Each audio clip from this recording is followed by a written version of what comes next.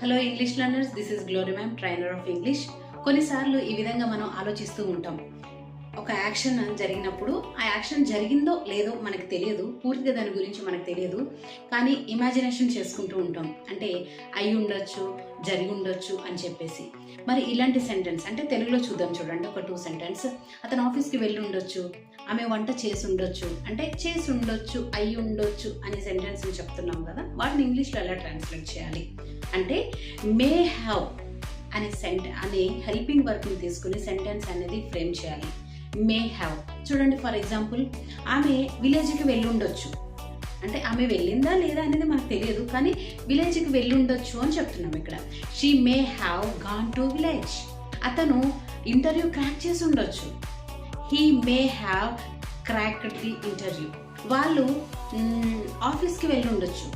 They may have gone to office. అతను పడుకుని ఉండొచ్చు. He may have slept. A small question for you. అతను ఆమెతో మాట్లాడి ఉండొచ్చు.